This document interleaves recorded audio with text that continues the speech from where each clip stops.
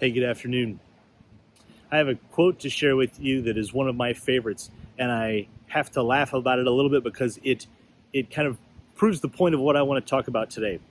The quote is that I honestly believe that it is better to know nothing than to know what ain't so. Have you ever heard that before, or some version of it?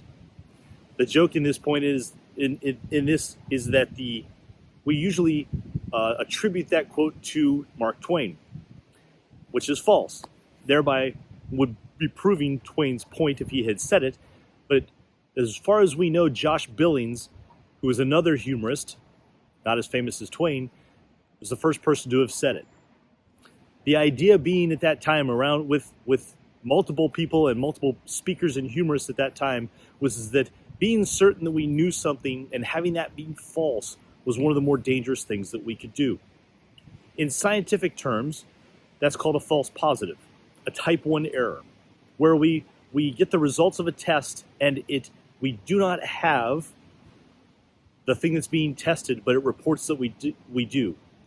So think about that in terms of a pregnancy test that says that you're pregnant, and it turns out that you're actually not. The test that tells you that you are is a false positive.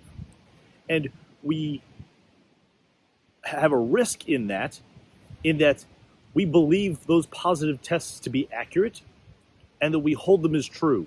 And it's almost more difficult to have a false positive reversed in our mindset and how we engage emotionally what we believe to be the results of a test than something that is a false negative where we actually are pregnant and the test reports that we're not.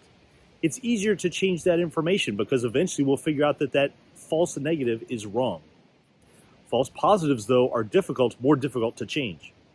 So where, like Josh Billings or Mark Twain, do you believe something to be true that isn't true?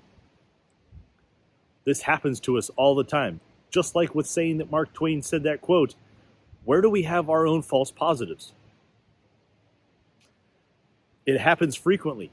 Figuring out what sources to trust, or ground truthing the information that we have, or looking at our own beliefs about how the world works and figuring out some way to reference or ground truth or quantify whether that belief is a false positive or it is accurate and true. As I'm talking, I'm hoping that you're thinking of lots and lots of examples of where we're running into our daily lives here in the last few years. And figuring out where to be able to look at our own false positives.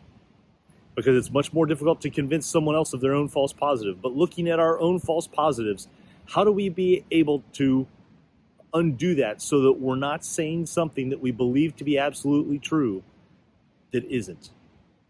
It begins with observation. Most of the lessons that I give are about observing yourself and looking at why is it that I believe that to be true?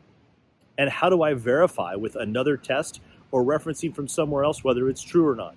Using multiple reference sources to be able to triangulate and identify after the observation. Questioning, is this true or not? Have I verified this to be actual data, or is this a hypothesis that I believe is actual data and false? Take some time and observe yourself over the next week or two. Think about, where are there false positives? Where is there a belief that you have that you hold to be ardently true that isn't? Might take some time, it might take some help from others, but if you want to continue that conversation, I'd be happy to talk about it. I'd be happy to dig a little bit deeper with you. If this video rings a bell a little bit or resonates with you, please like it and share it. Feed the algorithm. Thanks for being here. I'm John Rhoads. This is Rhoads Life Coaching. I hope you're able to find purpose and meaning in daily life.